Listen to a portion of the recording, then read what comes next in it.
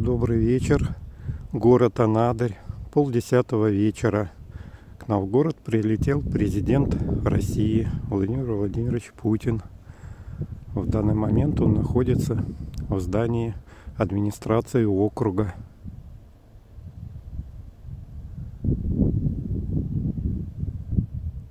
Анадырский морской торговый порт зимует. Такой морозный туман.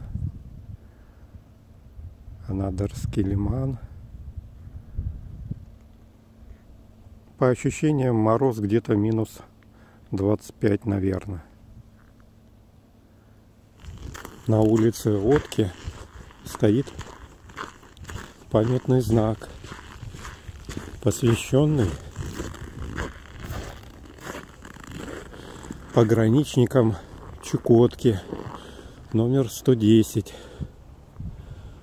И карта России. Надпись: границы России священны и неприкосновенны.